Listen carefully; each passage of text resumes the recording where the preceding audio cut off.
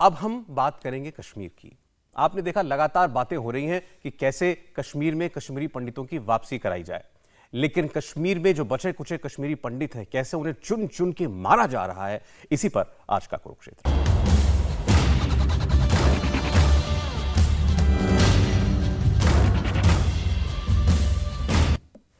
आप देख रहे हैं इंडिया टीवी, मैं हूं सौरभ शर्मा। आज पूरे देश में कश्मीर फाइल्स फिल्म की चर्चा है। बातें हो रही हैं कि विस्थापित कश्मीरी पंडितों को फिर से बसाया जाएगा, लेकिन क्या आप जानते हैं कि कश्मीर में जो पंडित अभी फिलहाल रह रहे हैं उन्हीं के हालात कैसे हैं? आज हम ये बात क्यों कर रहे हैं? कल ही एक कश्मीरी पंडित बालकृष्ण भट्ट, इन्हें गोली मार दी गई, बुरी तरह जख्मी हो गए। 32 साल इनकी उम्र है, 3 गोलियां इन्हें लगी हैं। बालकृष्ण का कसूर बस इतना है कि वो शोपियां के छोटी गांव हरमेन इलाके में एक दवा की दुकान चलाते हैं। इनके ऊपर आतंकवादियों ने हमला किया, 3 गोलियां लगी। आपको बता दें कि जहां पर ये रहते हैं वहां केवल 3 कश्मीरी हिंदू फैमिलीज हैं। सोचिए, उसमें से भी एक पर गोली चल गई। कश्मीर फाइल्स फिल्म पर बात तो बहुत हुई, लेकिन अब जो वहां बाकी कश्मीरी हिंदू हैं जो रहते हैं, उन्हें कैसे चुन चुन कर मारा जा रहा है, उन्हें भी धर्म देखकर, नाम पूछकर गोली मारी जा रही है। तो कैसे उम्मीद करें कि 1990 में जो लोग विस्थापित हुए थे वो शांतिपूर्ण तरीके से वापस कश्मीर में जा पाएंगे और एक बार फिर अपनी जिंदगी बसर कर पाएंगे। जिन बालकृष्ण भट्ट की हम बात कर रहे हैं, हमने आपको बताया कि वो शोपियां में दवा की दुकान चलाते हैं। उन पर हमला क्यों हुआ, इसका जवाब अभी तक नहीं मिला, लेकिन आसपास के लोगों ने बताया कि बालकृष्ण भट्ट रात के 2 बजे भी लोगों की मदद करते हैं। रात के 2 बजे उठकर भी दुकान खोलकर लोगों को दवा देते हैं, इससे पीछे नहीं हटते। बालकृष्ण भट्ट ने कहा कि जब उन पर हमला हुआ उस वक्त क्या क्या हुआ था, उन्होंने खुद बताया। सोनू उठ के हमें से रात को 2 बजे भी अगर दवाई चाहिए होती है तो ये सोनू उठ के हमें 25 साल तो इसीलिए इसको मारा गया। 25 साल से 25 साल से जो भी यहाँ पर पॉपुलर है ना कश्मीरी पंडित, जैसे वो अपना बिंद्रो वगैरह था। हाँ सर, उन जो भी आदमी पॉपुलर होगा उसको गोली मारेंगे। तो गाड़ी से उतर के मारा उन्होंने? नहीं देखा नहीं। जैसे एक बंदा एंटर हुआ दुकान के अंदर, बस उसने 2 हाथ से पिस्टल उठा के फायर किया एक, फिर मैं झुक गए नीचे तो उसने ऊपर 4 किया। बट यार आपकी बड़ी हिम्मत माननी पड़ेगी है ना?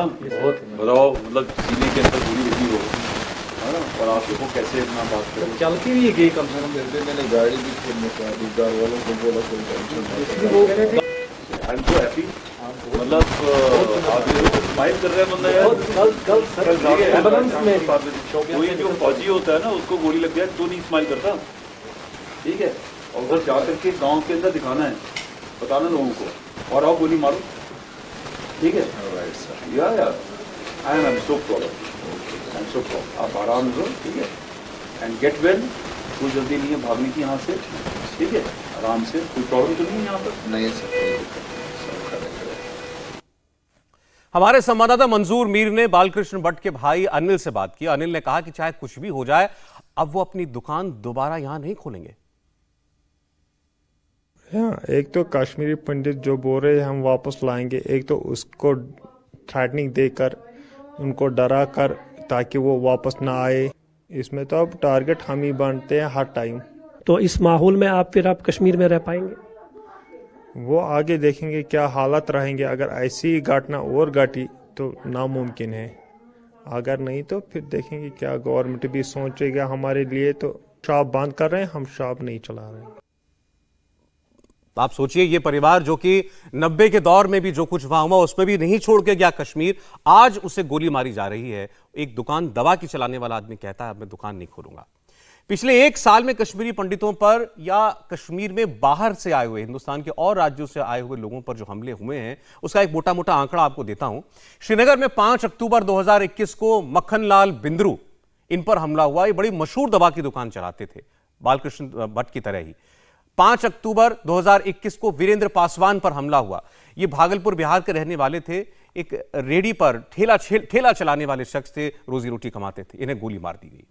7 अक्टूबर 2021 दीपक कुमार और सुखविंदर कौर, ये दोनों टीचर थे, इनके स्कूल में जाकर बाहर निकालकर नाम धर्म पूछकर इन्हें गोली मार दी गई। 16 अक्टूबर 2021 अरविंद कुमार शाह, ये बांका बिहार के रहने वाले गोलगप्पे बेचने वाला गरीब आदमी, इनको गोली मार दी गई। 17 अक्टूबर 2021 राजा और जोगिंदर, अररिया बिहार के रहने वाले, श्रीनगर में गोली मार दी गई। 21 मार्च 2022 पुलवामा में विश्वजीत समेत 3 लोगों पर हमला हो गया, इनमें से एक की मौत।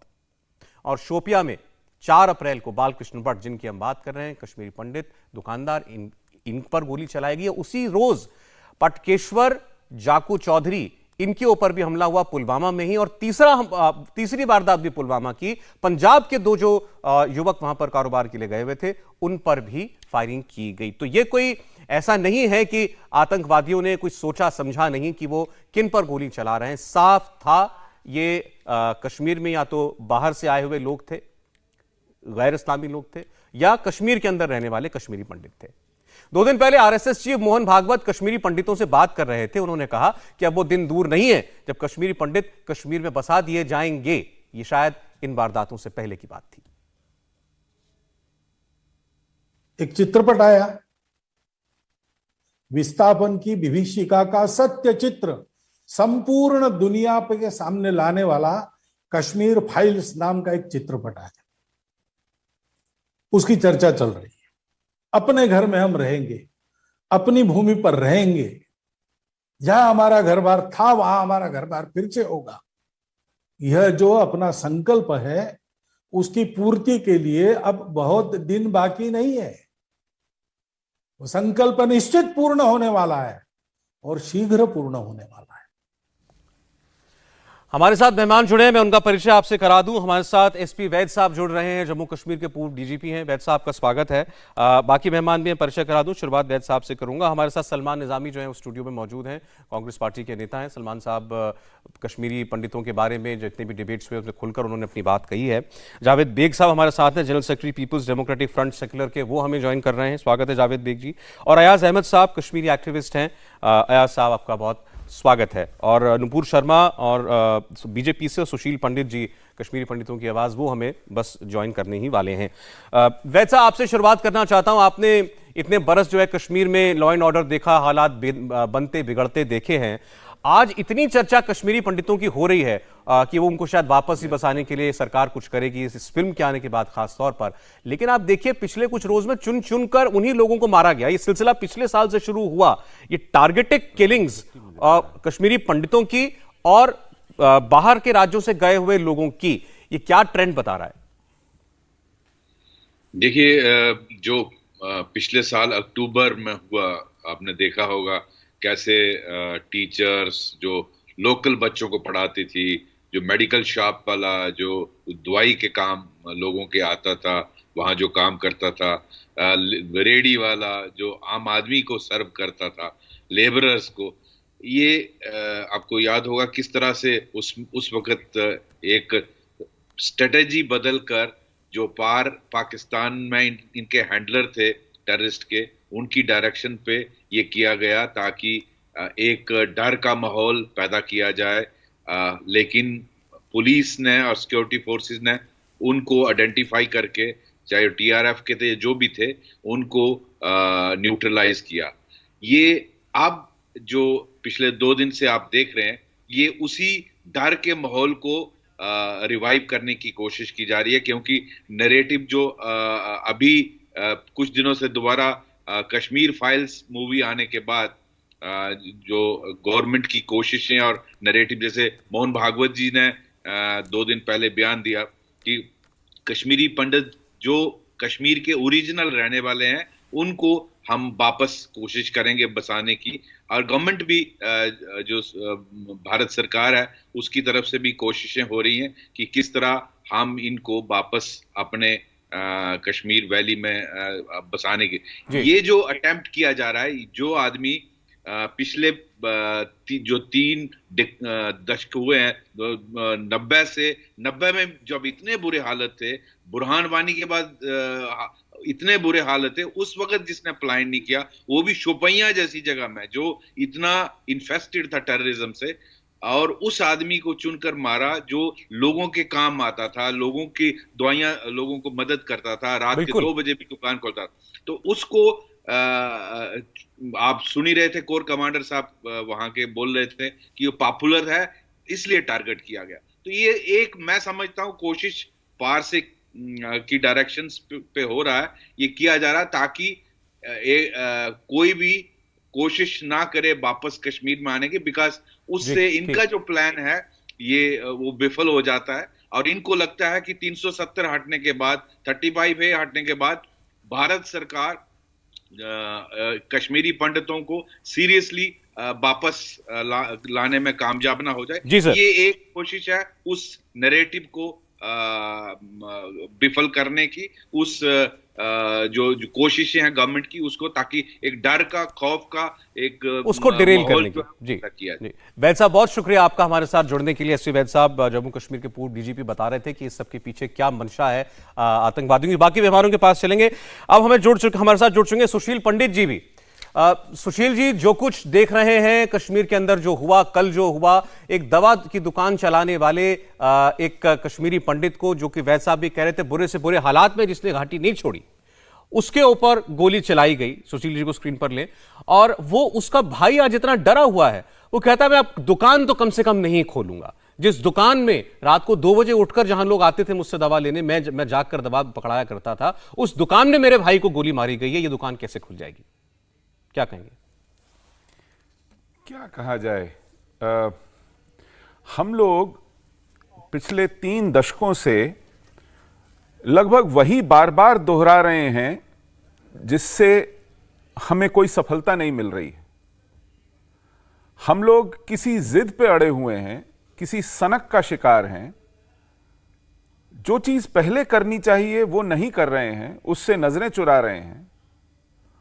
और जो वहां पर फंसे हुए हैं, बंधकों की तरह वहां रह रहे हैं, जिन्हें कभी भी किसी भी समय कैसे भी मारा जा सकता है, उनको वहां मरने दे रहे हैं। हमारे डीजीपी दिलबाग सिंह अभी कुछ महीने पहले यह कह चुके हैं कि साहब पुलिस हर नागरिक को सुरक्षा नहीं प्रदान कर सकती। मैं जानना चाहता हूं दुनिया में कहां पुलिस हर नागरिक को सुरक्षा प्रदान करती है? यह कौन सी तजवीज आपने सोच ली? आपसे मांगा किसने था इस तरह का सुरक्षा हर नागरिक के लिए? सुरक्षा का एक वातावरण देना होता है। हर नागरिक के साथ 4 पुलिस वाले 2 गनर नहीं टिकाए जा सकते, यह हम भी जानते हैं। वातावरण वो होता है जिसमें कोई भी व्यक्ति हथियार उठाने से पहले उसकी रूह कांपे कि उसके साथ, उसके पूरे माहौल के साथ इसके क्या परिणाम निकलेंगे। उसके परिवार को, उसके समुदाय को, उसके मोहल्ले को, उसकी पूरी सिस्टम को, व्यवस्था को इसका क्या नतीजा भुगतना पड़ेगा। उसके परिवार वाले उससे रोकें, उसके पांव पकड़ें कि इस तरह के काम ना कर। जब पूरा का पूरा वातावरण इस तरह का बने जिसमें अपराधी को इतना खौफ लगे इस तरह का अपराध करने से पहले, वो होती है सुरक्षा की व्यवस्था, वो होती है न्याय व्यवस्था। न्याय से आपको याद दिलाऊं, आज तक किसी भी हत्यारे को कश्मीर में फांसी पे नहीं चढ़ाया गया है, किसी पर मुकदमा नहीं चला है। कश्मीरी पंडित हो, हिंदू हो, सिख हो, वहां पर उनको शिकार बनाने के लिए किसी को आज तक कोर्ट ने सजा नहीं दी है, बल्कि उन लोगों को हीरो बनाया गया है। वो लोग बड़े बड़े पूंजीपति, भूपति हो गए हैं। वो वहां के आइकॉन्स बन गए हैं, लीडर बन गए हैं, जिनको प्रधानमंत्रियों ने अपने घर पर न्योता दिया है। जी। तो जब आप इस तरह से लाभ देंगे, शोहरत देंगे, रुतबा देंगे इन मरजीवड़ों को, फिर आप कैसे सोच सकते हैं कि यह बंद होगा? नहीं, मुझे आज ये प्रोग्राम इसीलिए करना पड़ा कि हम लोग पिछले 1 महीने से, चाहे एक फिल्म की वजह से ही सही, हम कश्मीरी पंडितों की बात करने लगे थे। हम जानने लगे थे एक बार कि इनके साथ क्या हुआ, और हैरानी हुई जानकर कि बहुत से लोगों को तो पता ही नहीं था कि आपके देश में ऐसा हो चुका है। जो हम जो सोचते थे खाम ख्याली है, खाम ख्याली थी कि आप लोग वापस जाएंगे। वो जो वहां रह रहा है आदमी, जो 90 में नहीं गया, वो वहां रह रहा है, उसको आज गोली मारी जा रही है 30 साल के बाद। अभी आपने एक शब्द इस्तेमाल किया, बंधक। ये वहां पे बंधक है। हमने जब बात की कश्मीरी पंडितों की वापसी की, सलमान साहब यहां हमारे स्टूडियो में मौजूद हैं। सलमान साहब आंकड़े के साथ दलील देते थे कोई जेनोसाइड नहीं हुआ, कुछ नहीं हुआ है। 10,000 परिवार कश्मीरी पंडितों के वहां आज भी चैन से, अमन से जी रहे हैं। ये वो चैन और अमन है निजामी साहब? देखिए, बहुत अफसोस की बात है जो मैं तस्वीरें देख रहा हूँ, कश्मीरी पंडित हमारा भाई है, इनके एक रिलेटिव मेरी दोस्त भी है, कल मैंने टेलीफोन भी किया उनकी। बिल्कुल। अच्छा, ये देखिए, कश्मीर में हमें पीछे नहीं जाना चाहता। अगर आप सिलेक्टिव किलिंग्स की बात कर रहे हैं, जो बडगाम में आतंकवादी हमला हुआ, अगर एक हफ्ते की बात करें, सिविलियन कैजुअल्टी एक हुई है, उसका नाम जो है तजम्मुल है। वो कश्मीरी पंडित नहीं था, वो कश्मीरी मुसलमान था। मैं बार बार कह रहा हूं, एनकाउंटर को और टारगेटेड किलिंग को क्यों जोड़ रहे हैं? मैं कह रहा हूं आपको, तजम्मुल भी इंसान है, ये हमारे कश्मीरी पंडित भाई भी इंसान है। आप चर्चा करिए आतंकवाद के खिलाफ, आप बात करिए पाकिस्तान के खिलाफ। कौन सी ताकतें आतंकवाद को बढ़ावा दे रही हैं कश्मीर में, जिसमें तजम्मुल भी मारा जा रहा है। कल जो है हमारे देश के दो सैनिक शहीद हो रहे हैं, कहां लगी? उसमें कश्मीरी पंडित भी हैं। तजम्मुल को गोली कहां लगी, जरा वो बता दें, कहां लगी थी गोली? मतलब क्या चल रहा था वहां? एनकाउंटर चल रहा था, किसी ने बस सीधे जाकर के सीने पे गोली मार दी? नहीं, तजम्मुल का अटैक हुआ, उसको हलाक कर दिया सिविल आतंकवादियों ने बडगाम में। परसों की बात है। कल दूसरा हमला हुआ, तीसरा हमला हमारे सिविल जो सैनिक हैं जो है, पूछिए किस लिए मारा गया? दो मारे गए। मैं तो बार बार कह रहा हूं आपको, तजम्मुल किस लिए मारा गया? 370 हटा, उसके बाद आपने दावा किया था, आपके ही यहां स्टूडियो में हमने इतनी चर्चा की, ये साहब भी हमारे साथ थे, सुशील साहब, तो उस वक्त आपने दावा किया था, साहब देखो 2 महीने के बाद आतंकवाद खत्म होगा। आज तो आतंकवाद बढ़ रहा है, कहां खत्म हुआ आतंकवाद? ये बात, ये सर सलमान निजामी साहब, ये प्रोग्राम आज हो ही इसीलिए मैं आपके लिए बड़ा साफ कह दूं, पाकिस्तान के खिलाफ नहीं बोलना चाहते। अरे क्या बातें कर रहे हैं? नहीं बोलना चाहते उनके खिलाफ, आप उनको क्लीन चिट देने का काम कर रहे हैं। क्या बातें कर रहे हैं? आज ये प्रोग्राम सुन लीजिए, मुसलमान मेरी बात सुन लीजिए, कश्मीरी हिंदू भी सफर हो रहा है, सिख भी सफर हो रहा है। मेरी बात सुन लीजिए, देश का ये प्रोग्राम आज हो ही इसलिए रहा है कि ये यही बताने के लिए हो रहा है देश की सरकार को कि आपकी ओर लोग देख रहे हैं। आप बड़े बड़ी बातें जो कश्मीरी पंडितों को, लाखों को वहां बसाने की करते हैं, ये देख लीजिए वहां जो अभी ऑलरेडी बचे कुछ हैं उनकी क्या हालत है। आप बार बार आप एक सेकंड सर, एक सेकंड सर, कश्मीरी पंडित वहां ये बात बड़ी क्लियर हो चुकी है। सुशील, देश का सैनिक भी मर रहा है ना वहां साहब। अरे इसका धर्म देख के मारा है, तो मुसलमान क्यों मारा वहां? धर्म देखते नहीं मारा। होगा वो नहीं, ये वो भारत परस्त होगा, आतंकवाद वो भारत परस्त होगा, मैं इसलिए बोल रहा हूं, वो सिक्योरिटी फोर्सेस के साथ जुड़ा होगा। मैं आपको कह रहा हूं, धर्म देख के अगर आपका ही माना जाए, हाँ, धर्म देख के किलिंग्स हुई, लेकिन ये तो एक्सेप्ट करिए कि आतंकवाद बढ़ा है कश्मीर में। मैं घटने बढ़ने की बात नहीं कर रहा हूं, मैं आपसे पढ़ी नहीं रहा हूं। आप एक जो है आप आज नहीं, सलमान साहब, मुझे बड़ा अफसोस है, आपने कहा कि ये व्यक्ति जिनको गोली लगी है सोनू भट्ट, ये इनके रिश्तेदार आपकी दोस्त है, ठीक है, तो आपके लिए तो अरे तो आपके लिए तो पर्सनल ट्रेजेडी होनी चाहिए। मैं कह और आप इसको मिला रहे हैं कि मुसलमान को भी गोली लगी है। बाकी मेहमान पर जा रहा हूं, एक मिनट सुशील, किसको तकलीफ हो सकती है? सुशील नहीं, वो दिखी नहीं आपकी बात, कोई भी सेफ नहीं है वहां। मैं कह रहा हूं, ये मेरी बात सुनने की समझिए। एक मिनट, बाकी मेहमान बेग साहब, अयाज साहब में आ रहा हूं, एक सेकंड। सुशील पंडित जवाब दे रहे हैं आपको, मैं बाकियों के पास जाऊंगा फिर। ये सरकार का फेलियर है। आजा सलमान साहब, ठीक, बोलिए सुशील। सौरभ जी, इनका पूरा का पूरा जो निष्कर्ष है वो आपसे ये कहलवाने का है कि ये एक सेक्युलर जिहाद चल रहा है।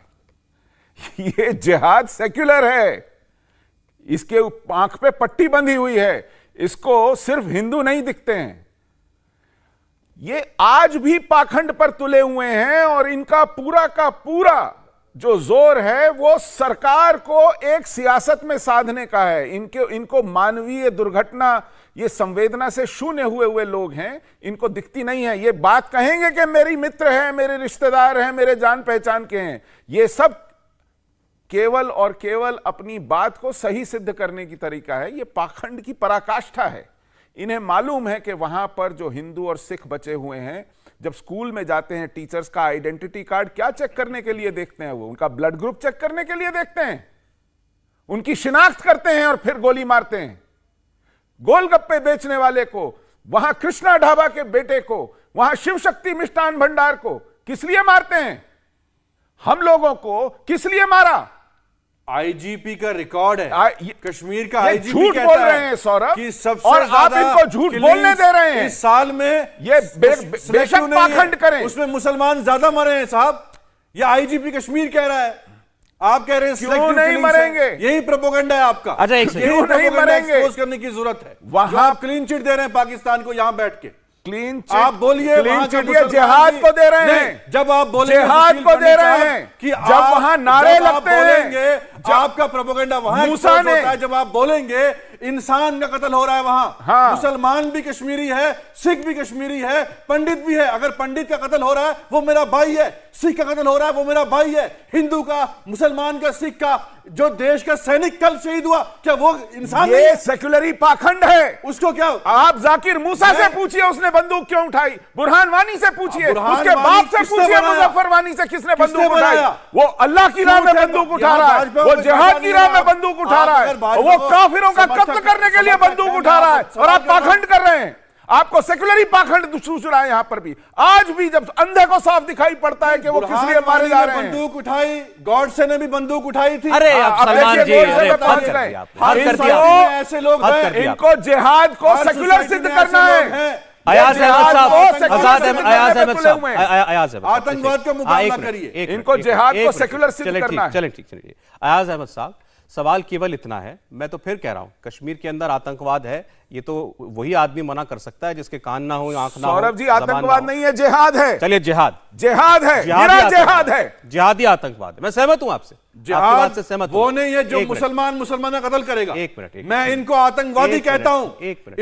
इनको अरे हो मौत गया होनी सलमान चाहिए साहब, ऐसे एक लोगों सेकंड, को। बाकी लोग भी अफगानिस्तान में मुसलमान को मार रहा है, कहता है ये जिहाद नहीं सीरिया है। में मुसलमान को मार रहा है। रोजा था साहब। अरे साहब, इस्लाम कभी नहीं इजाजत देता वाह। कि आप एक निहत्ते इंसान का नहीं, कत्ल अयाज- करें। तो अयाज बगदादी अहमद क्या कर रहा है? हो ही नहीं अच्छा, सकते। ठीक है, बगदादी साहब, क्या सुनिए, कर रहा है? एक मिनट, सपोर्ट हम कर रहे हैं। इराक सलमान में बगदादी निज़ामी क्या जी, करता है? सुशील- आईएसआईएस क्या सुशील जी, करता है? सुशील जी, अल-कायदा क्या दरिंदे, करता है? सुशील जो जी, एक मासूमों मिनट। का कत्ल करते हैं दरिंदे, एक मिनट, एक वैश्य मिनट, हैं। एक मिनट, एक आप प्लीज मत बोलिए, बाकी लोग इनकी वेट कर रहे हैं कि सजा वो मौत है और कुछ उनको भी नहीं है। बोलने के लिए बुलाया, सिर्फ सुनने के लिए नहीं। अयाज अहमद साहब, सवाल ये है कि वहां जो ये हिंदू पंडित कम्युनिटी रहती है, माइनॉरिटी कम्युनिटी रहती है, ये बुरे से बुरे हालात में छोड़ करके नहीं गए।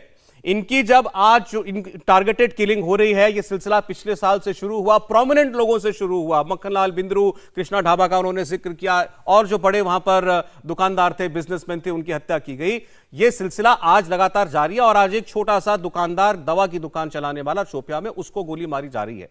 तो लोग ये सवाल पूछेंगे ना फिर, जो कश्मीरी हमारे आप जैसे जो हैं सज्जन जो हैं वो लोग, या सलमान निज़ामी जो कहते हैं हम खुले हाथों से वेलकम करते हैं हमारे कश्मीरी पंडित भाइयों का, वो आए अपने घरों में रहें, हम वो भी हमारे जैसे हैं, उनके बिना कश्मीर अधूरा, यही कहते हैं सब, तो ये कैसे चले जाएंगे? देखिए, वो बात अभी भी है। अगर सलमान जी ने कहा या मैं कहता हूं या और भी कोई कहता है, वो अभी भी है। लेकिन अब देखना यह है कि आज तक मिलिटेंसी के राडार पर या तो सियासतदान रहे या ऐसे कोई लोग रहे जो उनके हिसाब से सिक्योरिटी फोर्सेस के साथ मिले हुए हैं, उनके खिलाफ इन्फॉर्मर्स है या मुखबरी करते हैं, या मुख्य दो रीज़न लगते थे लोगों के हलाकतों के। लेकिन आज जो लग रहा है, ये तीसरा जो लग रहा है, मुझे नहीं लगता कि वो उन दो जुमरों में है ये जो पंडित जी का जो वाक़ा हुआ कल। और तीसरा जो रीज़न मुझे नज़र आ रहा है वो ये है कि जो बार बार हुकूमत ये कहती है कि वहाँ नॉर्मल सी हुई, खासतौर पर बीजेपी की तरफ से बार बार ये आ गया कि वहाँ अब सारा नॉर्मल है। मुझे लगता है कि ये उसका काउंटर, जो मैं समझ रहा हूँ, I can be wrong also, but मुझे लगता है कि ये उसका काउंटर है कि भाई यहाँ नॉर्मल सी नहीं है, और दिख भी रहा है कि नॉर्मल सी नहीं है। अगर ये नॉर्मल सी होती तो आज तक हलाकतें जो पर्टिकुलरली 370 के बाद हुई नहीं होती। आप कह रहे हैं सरकार कहती है हालात सुधर रहे हैं, तो उसका ये रिएक्शन काउंटर आ रहा है। चलें ठीक है, मैं आपकी बात से कुछ हद तक सहमत भी हूं। अगर हालात सच में बेहतर हो रहे होंगे तो ये आतंकवादी को तो सूट नहीं करेगा, तो वो तो कुछ करेगा। लेकिन हमारे साथ दो और मेहमान जुड़े हैं, नुपुर शर्मा जी बीजेपी से और पूर्व डिप्टी सीएम निर्मल सिंह जी जम्मू कश्मीर की। स्वागत है आपका। मैं एक ब्रेक ले रहा हूं, उसके बाद आपके पास आ पाऊंगा, थोड़ा देर हो गए। ये आज जब यहां गोली चली पुलवामा में, जो 30 साल से लोग वहां पर उसके साथ रह रहे थे, ये पूरा शहर बाहर निकल के क्यों नहीं आया? इस पूरे शहर ने वहां जुलूस क्यों नहीं निकाला कि हमारे बीच में रहने वाले आदमी को गोली मारी है, जिसने मारी है वो भी उनके बीच में से निकल के आया होगा? वो लोग चुप क्यों हैं? उनकी खामोशी क्यों नहीं टूटती? और वो लोग जब तक बाहर नहीं निकलेंगे, कैसे कोई वो आदमी जो उनके बीच में जिसको गोली लगी उसका परिवार अपने आप को सुरक्षित महसूस करेगा। कल एक बार फिर एक कश्मीरी पंडित को कश्मीर में गोली मारी गई है और उसके अलावा और बहुत से ऐसे लोग जो हिंदुस्तान के और राज्यों से कश्मीर में गए हुए थे उनको चुन चुन कर टारगेट किया गया। नुपुर शर्मा जी, निर्मल सिंह जी हमारे साथ हैं। निर्मल सिंह जी, आपसे मैं शुरुआत करना चाहता हूं। पहले सर, बड़ी बातें हो रही हैं आजकल हमारे देश में, कश्मीरी पंडित एक दिन वापस जाएंगे। मोहन भागवत जी ने कहा हाँ ये तो होना ही चाहिए और होकर के रहेगा, लेकिन कैसे होगा? जो बचे कुचे हैं वो वहां जिंदा रह पाएंगे तब तो बाकी जाएंगे। सौरभ जी, बिल्कुल आपने सही कहा। और मैं शेख श्रीमान अभी बोल रहे थे, कह रहे थे कि पहले जो किलिंग होती थी मुखबिरों की होती थी, मुलाजमों की होती थी, ये भाई क्यों जो है लोगों को गुमराह कर रहे हो एक नेशनल चैनल के ऊपर? क्या 1990 के दशक में जो लोग वहां से भागे, डिस्प्लेस हुए, लोगों को मारा गया, तो वो मुखबिर थे क्या? जो बहनों के रेप हुए, लड़कियों के रेप हुए, वहां से उनको मारा गया। आप जो है लोगों को गुमराह मत करिए, क्योंकि ये जिहाद है, इस्लाम के नाम पर लोगों को मार रहे हैं। और ये सही कहा आपने, क्योंकि मोहन भागवत जी ने यह भी कहा कि ये माइग्रेशन जो वापस जाएंगे वो फिर वापस दोबारा डिस्प्लेसमेंट उनकी नहीं होगी, ये हम इंश्योर करेंगे। तो उनको पूरी सुरक्षा मिलेगी, उनको पूरा उनकी इंपावरमेंट होगी, पॉलिटिकल इंपावरमेंट, इकोनॉमिक इंपावरमेंट होगी, इज्जत से जाएंगे और वो अपने घरों को जाएंगे। लेकिन ये प्रॉक्सी वार है, इमीडिएट करना। सर ये तो ये 90 से सुन रहे हैं निर्मल सिंह जी, मैं बड़े बड़े सम्मान के साथ कह रहा हूं, ये 90 से सुन रहे हैं। ये तो देखिए, आपने देखा होगा कि जो आतंकवाद के ऊपर, उग्रवाद के ऊपर जो स्ट्राइक हुई 5 अगस्त 2019 को, 370 और 35 को खत्म किया गया। जो जड़ थी अलगाववाद की, उस सोच की, आज आम कश्मीरी जो है वह शांति चाहता है। निर्मल सिंह जी, मैं माफी चाहता हूं सर, मैं आपसे अग्री नहीं कर पा रहा आज इस बात पर। नुपुर जी भी जवाब दें इस पर। ये जम्मू कश्मीर की यूनियन टेरिटरी में ही कल एक कश्मीरी पंडित को गोली मारी गई है, 2 सैनिक भी शहीद हुए। नुपुर जी। देखिए, नमस्कार सौरभ जी, सबसे पहले माफी चाहूंगी कि मेरे को थोड़ी जुड़ने में देरी हो गई एक बैठक के कारणवश। लेकिन आपने 2-3 चीज मैं कहना चाहूंगी। देखिए, फिर लोग कहते हैं कि ये जो पिक्चर बनी है झूठी है, फिर लोग अपने ट्वीट्स करके बाकायदा ऑफिशियल कांग्रेस केरला के ट्विटर हैंडल से ट्वीट करके डिलीट करे जाते हैं। अरे सिर्फ 399 कश्मीरी पंडित मारे गए थे, लेकिन 15,000 मुसलमान भी तो मारे गए थे। मुझे नहीं पता था ये कश्मीरी पंडित क्लेंजिंग और एक्सोडस नहीं था, पहली बार सुना है। पता नहीं कौन सी डिग्रियां लेके आते हैं कांग्रेस के नेतागण और कार्यकर्ता कि ये कश्मीरी पंडित क्लेंजिंग नहीं, ये विहाबी इस्लामिक मुस्लिम क्लेंजिंग थी जिसमें 15,000 मुसलमान मारे गए थे। दूसरी बात, आप ही के शो पे अभी कहा गया ये जिहाद नहीं, आतंक है। मैं पूछना चाहती हूं कि अल्लाह का नाम लेके, अल्लाहू अकबर कह के जगह जगह पे, अरे भारतवर्ष छोड़िए, विदेश तक में किसी का गला काटा जा रहा है, कहीं बॉम्ब फेंका जा रहा है, कहीं बकायदा छुरा मारा जा रहा है, लोगों की मृत्यु की जा रही है, आतंक फैलाया जा रहा है। तो ये अल्लाह के नाम पे जो फैलाया जा रहा है ये जिहाद नहीं है तो क्या है? क्या कहीं कुरान में जहां पे जिहाद की बकायदा डेफिनेशन है, आतंक की भी डेफिनेशन है क्या? क्योंकि अल्लाह का नाम लेकर और अल्लाह के नाम के ऊपर जो हत्याएं किया जा रही है ये क्या कहलाएगा? और मैं पूछना चाह रही हूं, पूरे विश्व के अंदर मुझे एक आप ऐसा संगठन बता दीजिए, कहने के लिए तो हमसे कहा जाता है, जैसे राहुल गांधी कहते हैं ना कि हिंदू जो है वो आतंकवादी संगठन एलईटी से ज्यादा खतरनाक है, मतलब हम हिंदुओं की तुलना तक कर दी आतंकी संगठनों के साथ। मैं पूछना चाह रही हूं, पूरे विश्व में क्या कभी किसी अंतरराष्ट्रीय बॉडी जैसे यूएन है, कभी किसी हिंदू संगठन के ऊपर बैन लगा? ठीक है नुपुर जी, कभी सैंक्शन लगा क्या? और तीसरा सवाल, नुपुर जी ब्रेक लेना पड़ेगा मुझे। विश्व में एक चीज पूछना चाह रही हूं, पूरे विश्व में मुझे एक जजमेंट दिखा दीजिए जिसमें कहा गया हो कि इस हिंदू ने जय सिया राम, जिसको वॉर क्राई कहते हैं लटियंस लिबरल, जय सिया राम का नेम लेके बॉम्ब फोड़ दिया या सुसाइड बॉम्ब कर दिया। ये केवल एक कोशिश की जाती है हिंदुओं को बदनाम चलिए ठीक है, कश्मीर में जो हो रहा है वो इस्लामिक जिहाद है, कश्मीर में जो हो रहा है वो जिहाद है, ये सब इस पर मेरे ख्याल से बहुत कम लोग होंगे जो इस सच से इनकार कर सकते हैं। सवाल ये है कि वहां पर कैसे हम शांति लाएं, नॉर्मलसी लाएं। आज के दौर में 370-35 से हटने के बावजूद हमारे कश्मीरी पंडित जो हैं उनको न्याय नहीं मिला। और जब हम बात करते हैं सुशील पंडित जी से, मैं टीवी पर ही नहीं ब्रेक में भी अगर बात करता हूं तो ये कहते हैं हमें जबरदस्ती क्यों भेजना चाहते हो, पहले हमें इंसाफ तो दिलाओ, जिन्होंने मारा काटा बलात्कार किया उनको जेल में तो डालो, तब हमारी वापसी की बात करना। और जो वहां हो रहा है वो तो आप देख ही रहे हैं। बात कश्मीर की, जहां एक बार फिर एक टारगेटेड किलिंग का अटेम्प्ट हुआ और कल के रोज वहां पर एक कश्मीरी पंडित पुलवामा में जो कि एक दवा की दुकान चलाते थे उनको गोली मारी गई है। और ऐसे ही कल के रोज ही 6 लोगों पर जो कि या तो वहां के रहने वाले कश्मीरी हिंदू थे या फिर बाहर घाटी से बाहर के राज्यों से आए हुए लोग थे, उनको मारने की कोशिश की गई और हत्या करने की कोशिश की गई। मेहमान हमारे साथ बने हुए हैं, जावेद बेग साहब को लाना चाहता हूं। जावेद बेग साहब, आप जब भी बात करते हैं आपके बारे में अब लोग जानते हैं कि आप दिल से चाहते हैं कि वहां पर कश्मीरी भाई बहन जो हैं वापस लौटें, तो मैं फिर आपसे पूछना चाहता हूं कि ये जो लोग वहां बचे हुए कश्मीरी हिंदुओं को पर गोलियां चला रहे हैं, इनके खिलाफ क्यों नहीं वहां प्रोटेस्ट होते, इनके खिलाफ जुलूस जल्द से क्यों नहीं निकलते? बिल्कुल सौरव, आपने सही बताया। देखिए, सिर्फ अफसोस करने से, दुख बड़े 2 शब्द कहने से चीजें नहीं बदलेगी यहाँ पे। हालांकि मुझे अफसोस हो रहा है एक तो इन भाइयों पे जिन पे अभी हमले हुए, जिनमें कश्मीर का एक भाई है और बाहर से आए हुए मजदूर जो हमारे कश्मीरी लोगों के खिदमत में आए थे, उन पे हमला हुआ।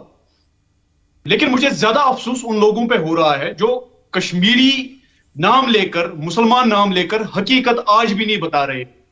और भी दुख मुझे उन सियासी जमातों पे, सियासी लीडरान साहिबान पे हो रहा है जो 30 साल से कश्मीरियों बिला मजहब व मिल्लत कश्मीरियों पे अपनी सियासत चला रहे हैं। देखिए, एक बात तो वाजिया है, एक तबका कश्मीर में है जो हिंदुओं से नफरत करता है।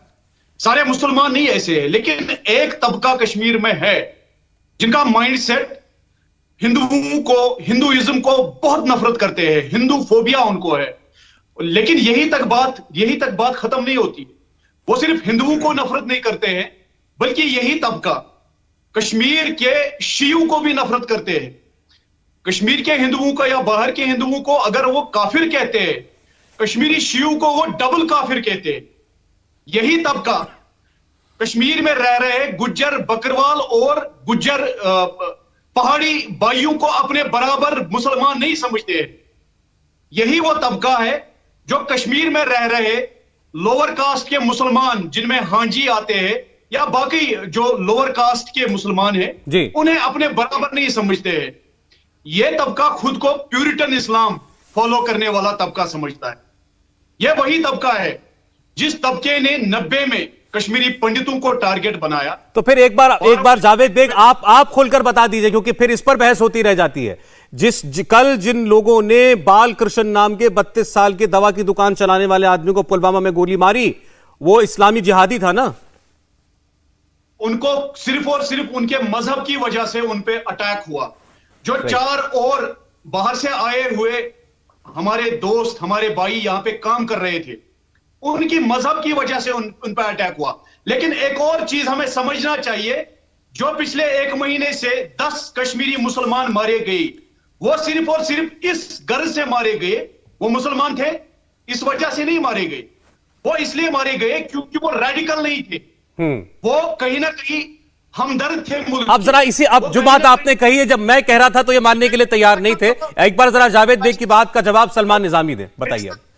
मेरे साथ यहां मेरा एक दोस्त सलमान निजामी साहब भी है। जी हाँ। इनको आप कहीं दिल पे हाथ रख के परवरदिगार की कसम इनको दे दीजिए।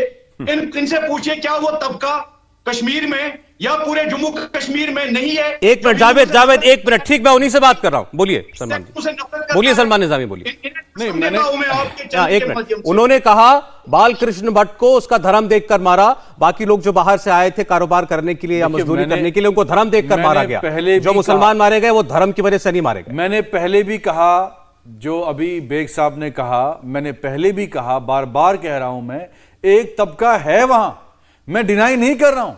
मैं कह रहा हूं आपको कि हर सोसाइटी में कुछ ऐसे पेड़ होते हैं नफरत फैलाने वाले, जो नहीं चाहते कि सोसाइटीज यूनाइट हों, हिंदू मुसलमान सिख ईसाई आपस में इकट्ठे रहें। साहब इसकी वजाहत करें आप, वो तबका कौन है? क्या वो हमारी सोसाइटी का एक हिस्सा नहीं है? क्या वो हमारे सोशो रिलीजियस ऑर्गेनाइजेशन में बड़े डीप रूटेड नहीं है? क्या वो हमारे सिस्टम में डीप रूटेड नहीं है? नहीं, बिल्कुल मैं मानता हूं, देखिए मैं बिल्कुल मानता हूं आपकी बात, मैं सहमत हूं। मैं कश्मीर पे हुकूमत नहीं की, मैं आपकी कश्मीर में हुकूमत नहीं की, आपके नुपुर जी आ रहा हूं। बिल्कुल मैंने, हाँ बिल्कुल वो तबका, बिल्कुल जावेद भाई मैंने आपकी बात मानी। मैं अब सवाल, भाजपा के यहां दो नेता हैं, वो तबका है जमात इस्लामी का, मैं नाम भी लेना चाहता हूं, पूरा मौका दूंगा इनसे सवाल करने का। मैं बोल रहा हूं, सलमान नहीं, आप अधूरी बात मान कर नहीं जा सकते, अधूरी बात मान कर नहीं जा सकते। मैंने नाम भी ले लिया उसका। मैं किसका? उसी जमात का। नहीं, मैंने जमात की बात नहीं कर रहा हूं, वो तबका मैं जमात की बात नहीं कर रहा हूं। उस तबके आप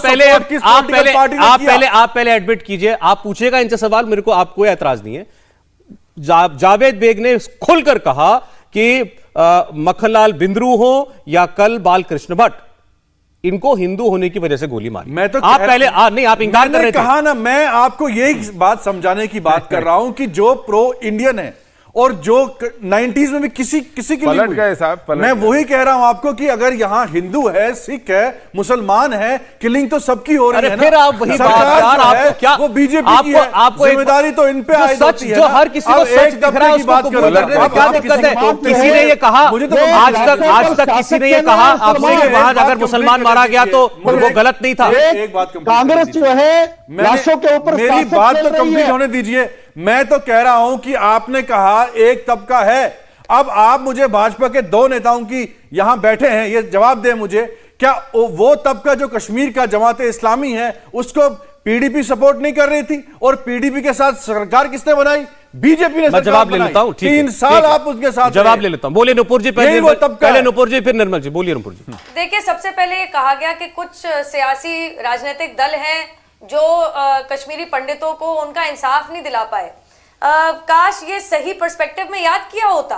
आज ये बोला जा रहा है कि पूरी गलती भारतीय जनता पार्टी की है। चलिए थोड़ा इतिहास जानते हैं। ये कश्मीर के ऊपर धारा 370 वाली तलवार किसकी देन है? पंडित जवाहरलाल नेहरू।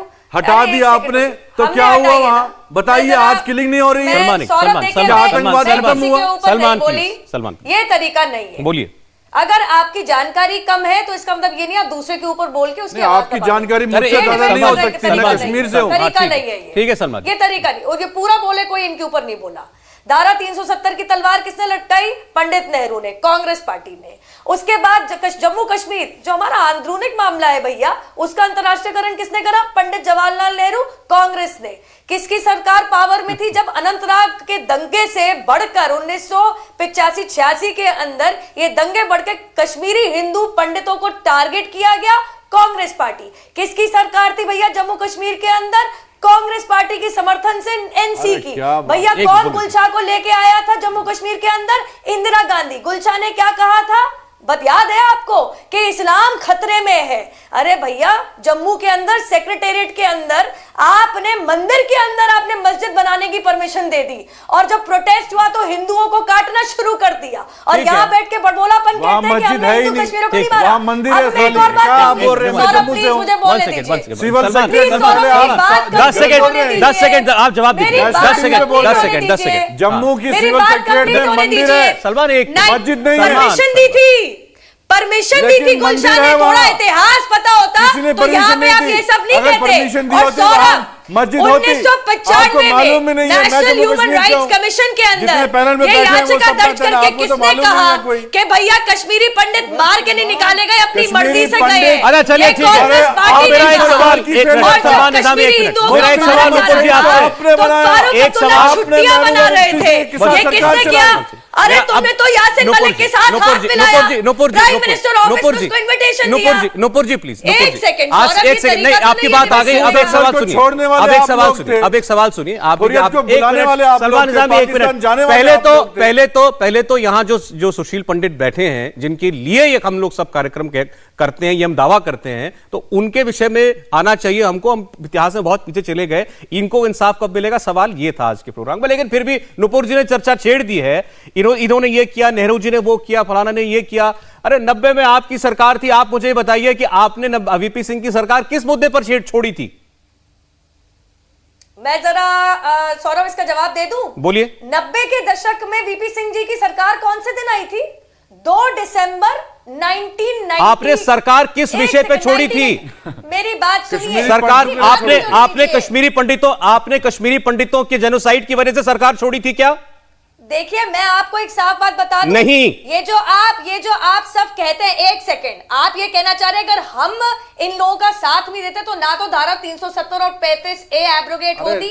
अरे 90 और 370 के बीच में 30 साल है मैडम, 30 साल है। वो मर रहे हैं, कश्मीर पे हम आपकी सरकार है। 90 में भी वो मर रहे थे, आप सरकार में थे, आज भी मर रहे हैं। कश्मीरी पंडितों को अपने घर से पलायन करना पड़ा तो उनके रिहैबिलिटेशन में डॉक्टर मनमोहन जोशी ने मुरली मनोहर जोशी ने सबसे पहला कदम लिया कि नहीं लिया? आज भी प्लीज, आज भी मुझे बता दीजिए, वो 70 आतंकवादी कब छोड़े गए थे? नुपुर जी, मैं बता दूं, जुलाई और दिसंबर के मुझे ये बात इसलिए याद दिलानी पड़ी क्योंकि इनको नेहरू जी के जमाने से हिस्ट्री याद करने की जरूरत नहीं है, ये हिस्ट्री जी के आए हैं वहां पे। मैंने सिर्फ इसलिए कहा इनके लिए आज क्या करेंगे ये बताएं। तो मैं जवाब देती हूँ। हाँ। इन्होंने हिस्ट्री जी है तो इनको ये भी याद होगा, कम से कम हमने उस जमाने मैं सुशील पंडित के लिए कह रहा हूँ, दोस्त नहीं बताया, सफर सुशील पंडित ने किया है। फारूक अब्दुल्ला को अपना दोस्त भाजपा ने नहीं बताया था।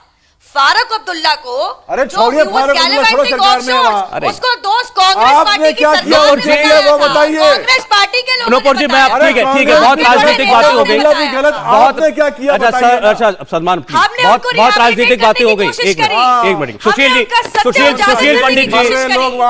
सुशील पंडित जी क्या कहना चाहते हैं? मेरे ज्यादा दिलचस्पी इसमें। सुशील, ये बहस इससे आगे कब बढ़ेगी? ये या हम बहस से आगे कब बढ़ेंगे कि किसने क्या किया, उस वक्त कौन जिम्मेदार था? सुशील पंडित जी, देखिए, ये बात बार बार उठी है। सबसे पहले आप ये तय कीजिए कि हम लोगों के साथ हुआ क्या है। आप हम लोगों को आज भी माइग्रेंट, प्रवासी कहते हैं। थोड़ा शर्म कीजिए। हम लोगों को कोई बाढ़ पीड़ित होने के कारण या भूकंप पीड़ित होने के कारण विस्थापित नहीं होना पड़ा। यह बात स्वीकार कीजिए, इसको मान्यता दीजिए, इसकी पुष्टि कीजिए कि हमारा वहां पर जातीय संहार हुआ है। हम लोगों को अपनी शिनाख्त के, अपनी पहचान के कारण, अपनी आस्था और धर्म के कारण निशाने पर लिया गया है। पूरे के पूरे समुदाय को, आज भी बचे खुचे लोग जो वहां थोड़ी बहुत निशानदेही करते हैं कि हम यहां कभी थे, उनको भी मिटाया जा रहा है। उनकी शिनाख्त, उनकी पहचान, उनकी आस्था, उनकी धर्म अस्मिता के कारण। इस बात को स्वीकार कीजिए। आज तक भारत सरकार ने, भारत की व्यवस्था ने, भारत के प्रधानमंत्री ने यह बात स्वीकार नहीं की है। इसको कृपया औपचारिक रूप से मानिए। दूसरी बात, आज तक न्याय की बात कोई नहीं करता है, कोई नहीं कहता है। हमें धकेलने को सब तुले हुए हैं कि वापस कश्मीर जाइए, जैसे पिंड छुड़ाना हो, सर पर गठरी का बोझ हो वो उतारना हो, कि किसी तरह कुछ लोगों को वहां बसा करके तालियां बजाकर, ढोल पीट के कह दें कि हमने काम कर दिया अपना, डन। ये नहीं कीजिए आप कृपया। वहां न्याय दीजिए, लोगों से सुनिए, गवाहियां लीजिए। वो आज भी तड़प रहे हैं बताने के लिए कि हमारे साथ क्या हुआ। उस पर लीपापोती हो रही है, किसी पर मुकदमा नहीं चल रहा है। जो 1-2 लोग आज बंद हैं, मनी लॉन्ड्रिंग के केसेस में बंद हैं। हमारी वायुसेना के स्क्वाड्रन लीडर को, रवि खन्ना को मारा गया, टाडा में केस चल रहा है। कितने वर्ष हो गए? 30 साल से ज्यादा हो गए हैं। शर्म कीजिए, हमारी न्याय व्यवस्था को क्या हो गया है। आज तक किसी हत्या के ऊपर मुकदमा चलकर किसी को सजा नहीं दी गई है।